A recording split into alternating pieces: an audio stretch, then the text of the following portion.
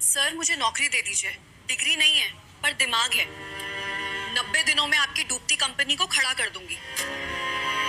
पूरा interview room सन्न हो गया। जिस कॉन्फ्रेंस टेबल पर अभी तक सिर्फ एमबीए, बीबीए और मैनेजमेंट डिग्री वाले लड़के लड़कियां अपने रिज्यूमे फैलाकर बैठे थे, वहां अचानक से ये एक लाइन हवा को चीरकर निकली थी। पैनल के चेहरों पर पहले तो हैरानी, फिर हल्की सी मुस्कान और कुछ सेकंड बाद खुलकर हंसी। 10वीं फेल और ये कंपनी बचाएगी? मैडम, यहाँ एमबीए वाले लाइन में खड़े हैं, आईआईएम वाले रिज्यूमे भेज रहे हैं, और तुम कह रही हो 10वीं के बाद पढ़ाई छोड़ दी। किसी ने मजाक में पूछा, मार्कशीट लाई हो या बस हिम्मत लेकर आए हो? लड़की चुप रही। उसकी आंखों में न शर्म थी न गुस्सा, बस एक अजीब सा भरोसा जो अहंकार भी नहीं था और डर भी नहीं, जैसे वो अपनी जगह से भागने नहीं वाली, चाहे सामने से कितनी भी हंसी क्यों ना आए। ये लड़की थी काव्या, उम्र 22 साल, साधारण से कपड़े, साफ लेकिन सस्ते, पुराना सा बैग जिसमें शायद 2-3 कागज, एक पेन और एक पुराना नोटबुक था। बाल बंधे हुए, चेहरे पर मेकअप नहीं, लेकिन नजर सीधी। वो किसी इंप्रेस करने के चक्कर में नहीं थी, वो बस सुनी जाना चाहती थी।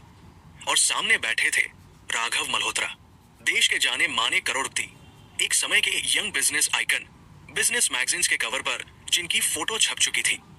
उनकी कंपनी कभी स्टार्टअप दुनिया की शान मानी जाती थी।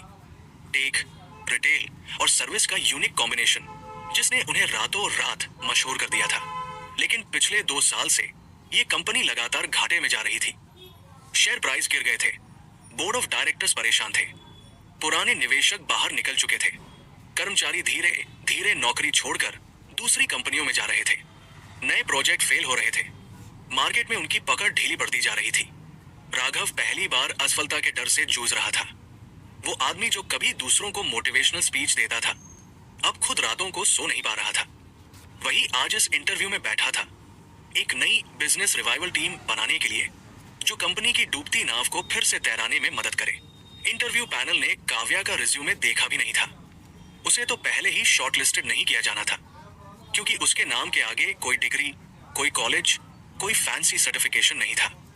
बस इतना लिखा था, consulting experience with small business, freelance projects, digital strategy, formal education, 10 एथ पास। आपको किसने बुलाया यहाँ? पैनल में बैठे एक सीनियर एचआर ने पूछा। ऑनलाइन फॉर्म था सर, उसमें लिखा था, अगर आप समझते हैं कि आप कंपनी बदल सकते हैं तो अप्लाई कीजिए। मैंने अप्लाई कर दिया। काव्या ने सीधी तरह जवाब दिया, तो तुम समझती हो कि तुम कंपनी बदल सकती हो? दूसरे पैनलिस्ट ने कटाक्ष किया। हाँ सर, जवाब बिना झिझक आया। कमरे में फिर हंसी की हल्की आवाज गूंजी। अच्छा ये बताओ काव्या, तीसरे पैनलिस्ट ने पूछा, तुम्हारी हाईएस्ट क्वालिफिकेशन क्या है? 10वीं पास, उसने बिल्कुल सामान्य लहजे में कहा। और 11वीं 12वीं ग्रेजुएशन पापा की डेथ के बाद छोड़नी पड़ी, घर चलाना था। उसके स्वर में कोई शिकायत नहीं थी, सिर्फ तथ्य। और तुम सोचती हो कि एक मल्टी क्रो कंपनी की प्रॉब्लम समझ पाओगी, जबकि तुमने कभी बिजनेस स्कूल का गेट भी नहीं देखा। काव्या ने सीधे राघव की तरफ देखा, जो अभी तक चुप बैठे थे। सर, उसने कहा, आपकी कंपनी प्रोडक्ट में नहीं, सोच में फेल हो रही है। आप चाहे तो मुझे 30 दिन दीजिए, अगर नतीजा न दिखे मैं खुद चली जाऊंगी। कमरा फिर से चुप हो गया। ताने मारने वालों के चेहरे पर अब हंसी नहीं, थोड़ा सा इरिटेशन था। ये गर्ल एटीट्यूड दिखा रही है वाली फीलिंग। किसी ने फाइल बंद की, किसी ने कुर्सी पीछे खिसकाई। राघव अचानक थोड़ा आगे झुके। और अगर दिख गया तो? उन्होंने पूछा। काव्या ने बिना रुके कहा, तो मुझे काम करने की आजादी चाहिए, ओहदे से नहीं, फैसलों से।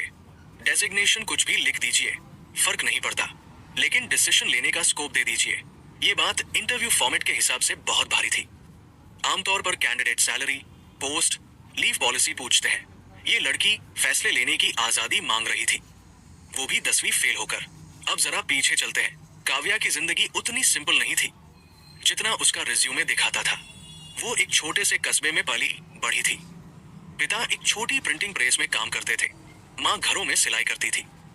घर में पैसे कभी ज्यादा नहीं रहे, लेकिन खाने में कमी भी नहीं रही, जब तक कि एक दिन पापा अचानक बीमार नहीं पड़ गए। हॉस्पिटल, दवाइयाँ, टेस्ट, बिल, सब कुछ इतना तेजी से बढ़ा कि घर की बचत कुछ ही महीनों में खत्म हो गई। पापा को बचाया नहीं जा सका। उनकी मौत के बाद घर की दुनिया ही उलट गई। माँ की सिलाई से घर चलाना मुश्किल था। ऐसे में 11वीं में पढ़ रही काव्या के सामने एक ही चुनाव था, या तो पढ़ाई छोड़े या माँ को छोड़ दे।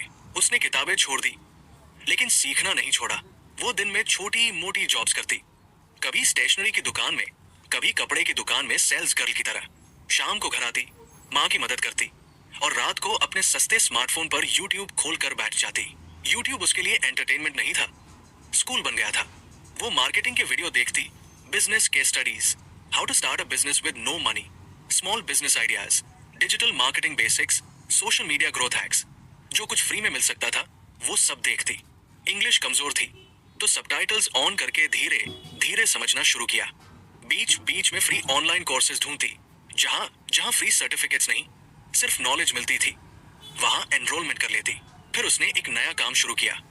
अपने आसपास की छोटी छोटी दुकानों को, नुक्कड़ की किराना दुकानों, सिलाई वालों, छोटे रेस्टोरेंट वालों को वो फ्री में सलाह देने लगी कि कैसे वो ज्यादा बिक्री कर सकते हैं। किसी के लिए उसने ऑनलाइन लिस्टिंग बना दी, गूगल मैप्स पर दुकान डाल दी। किसी के लिए उसने व्हाट्सएप पर मेन्यू बनाकर भेजना शुरू कराया। किसी दुकान के लिए उसने फेसबुक पेज बना दिया, ऑफर लिखे, फोटो अपलोड किए। किसी के लिए उसने सिंपल सा 10% discount for first time customer वाला बोर्ड लिख कर लगवा दिया। धीरे धीरे छोटे छोटे रिजल्ट्स आने लगे। दुकानदारों ने नोटिस किया कि नई फेसेस उनकी दुकान पर आ रही है। लोग फोन पर पूछ रहे हैं, ऑर्डर्स बढ़ रहे हैं। कुछ ने कहा, तुम अच्छा बता लेती हो, कितने पैसे लोगी? काव्या ने सोचा, मैं फ्री में भी सीख रही हूँ और अगर थोड़ा कमीशन मिल जाए तो घर में हेल्प भी हो जाएगी। इस तरह उसने छोटी छोटी दुकानों को ग्रो करने में हेल्प करनी शुरू की। डिग्री नहीं थी, पर ग्राउंड नॉलेज थी। वो नंबर्स को सिर्फ एक्सेल शीट में नहीं देखती थी, असल जिंदगी में फील करती थी। कितने ग्राहक आए, कौन क्या पूछ कर गया, कौन दोबारा लौटा या नहीं लौटा। उधर शहर के दूसरे कोने में राघव की कंपनी की कहानी अलग चल रही थी। एक समय पर यह कंपनी मार्केट की फेवरेट थी। High and product, premium branding, बड़े बड़े एड कैंपेन्स। शुरू में सब चला, लोग एक्साइटेड हुए, सेल्स बढ़ी, फंडिंग आई। लेकिन धीरे धीरे कंपटीशन बढ़ा, लोगों की चॉइस बदली। नए प्लेयर्स आए जिन्होंने सस्ते, सिंपल और यूजर फ्रेंडली ऑप्शंस दे दिए। राघव की कंपनी अभी भी पुराने सोच में फंसी थी। हम प्रीमियम है, हम नीचे नहीं उतरेंगे, हमें क्लासी दिखना है। लेकिन ग्राउंड पर ग्राहक कुछ और कह रहे थे। कंप्लेंट बढ़ रही थी, सर्विस स्लो है, कस्टमर केयर सुनता नहीं, प्रोडक्ट अच्छा है पर महंगा है, ऑनलाइन एक्सपीरियंस बेकार है। बोर्ड मीटिंग में ग्राफ्स गिरते दिखते, लोग फैंसी वर्ड्स में रिपोर्ट्स बनाते, macro conditions, downturn, consumer sentiment और असली मुद्दा गायब रहता। इसी बीच एक दिन लिंक्डइन पर ओपन कॉल फॉर टैलेंट का पोस्ट डाला गया। अगर आप मानते हैं कि आप हमारी कंपनी का फ्यूचर बदल सकते हैं तो अपना आइडिया भेजिए। ये पोस्ट एक्चुअली किसी क्रिएटिव एक्सरसाइज के लिए था, लेकिन काव्या के लिए ये एक मौका था।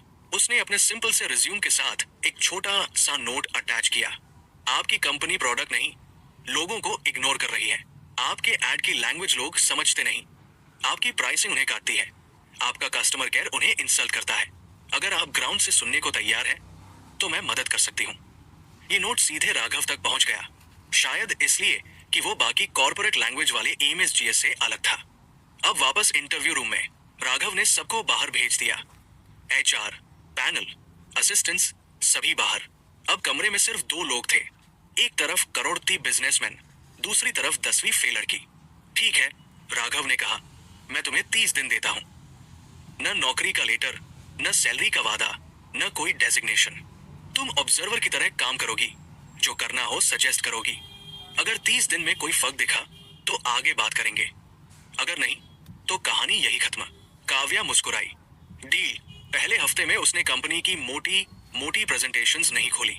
उसने सबसे पहले लोगों से बात की, टॉप मैनेजर से, सेल्स टीम से, कस्टमर केयर वाले स्टाफ से।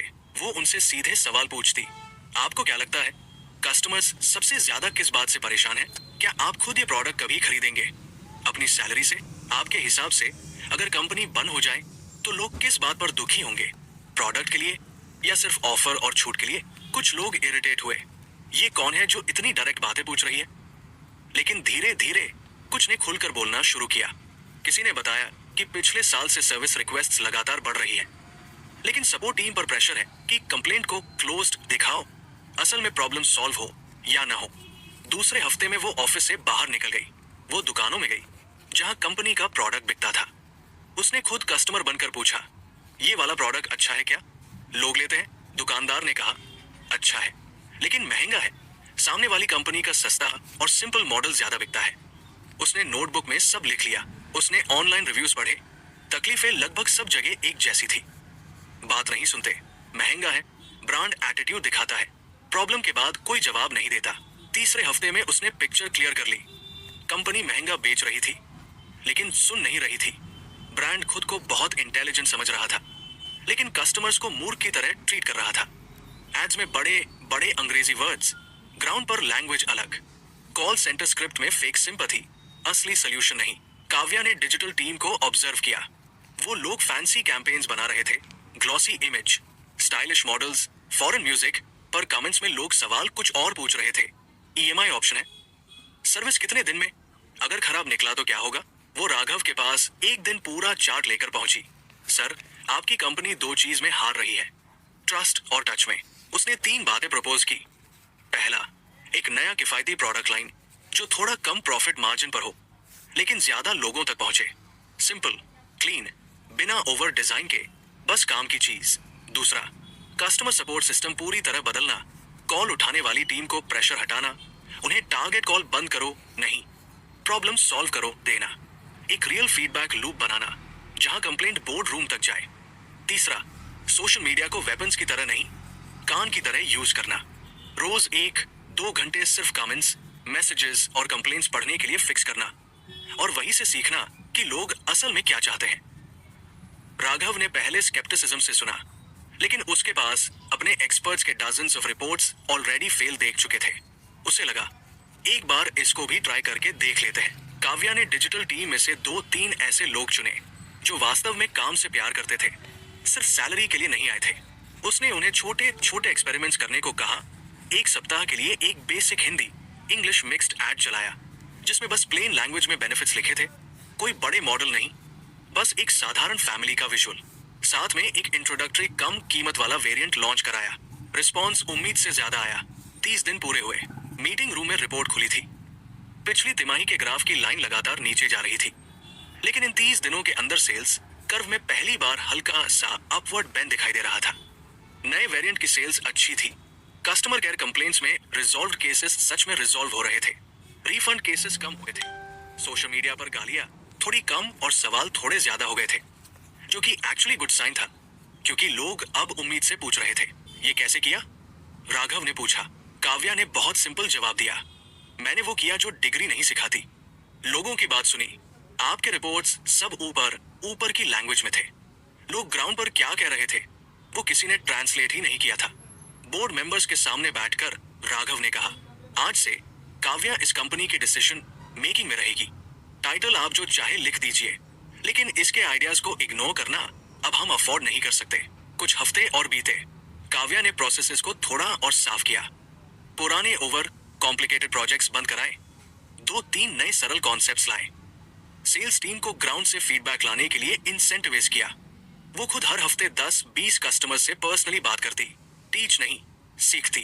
90 दिन पूरे होने से पहले ही कंपनी की डायरेक्शन बदल चुकी थी। प्रॉफिट स्काईरॉकेट नहीं हुआ था, लेकिन गिरावट रुक गई थी। ट्रस्ट वापस आने लगा था, और सबसे बड़ी बात, टीम में फिर से एनर्जी लौट आई थी। लोग पहली बार कई महीनों बाद जेन्युइनली एक्साइटेड महसूस कर रहे थे। कुछ महीने बाद एक शाम, जब ऑफिस की बालकनी में सूरज ढल रहा था, राघव और काव्या साथ खड़े थे। नीचे शहर की लाइटें जल रही थी, ऊपर हल्की हवा चल रही थी। तुमने मेरी कंपनी नहीं, मेरा विश्वास भी बचाया है, राघव ने धीरे से कहा। काव्या ने हल्की मुस्कान से सिर झुका लिया। मैंने सिर्फ वो किया जो मुझे सही लगा। राघव कुछ पल चुप रहे, फिर बोले, अगर बुरा न मानो तो मैं जिंदगी भी तुम्हारे साथ बनाना चाहता हूँ, सिर्फ बिजनेस पार्टनर नहीं, लाइफ पार्टनर की तरह। काव्या की आंखें भर आई। उसे अपने पिता की याद आई, वो अधूरी पढ़ाई, वो रात रात भर यूट्यूब पर वीडियोस देखना, दुकानदारों के चेहरे, माँ की उंगलियों की दरारें, 10वीं फेल लड़की होने का दाना, और आज वही खड़ी होना जहाँ कभी उसने सोचा भी नहीं था। डिग्री कागज पर लिखी जाती है, काबिलियत हालात में बनती है। काव्या 10वीं फेल थी, लेकिन सोच में टॉप थी। अगर आज कोई आपको आपकी डिग्री से जज कर रहा है तो याद रखिए, इतिहास टैलेंट याद रखता है, मार्कशीट नहीं। और अगर ये बात दिल तक पहुंची हो तो बस इतना याद रखिए, काबिलियत कभी फेल नहीं होती, बर्तन घसने का लिखा और है। एसिड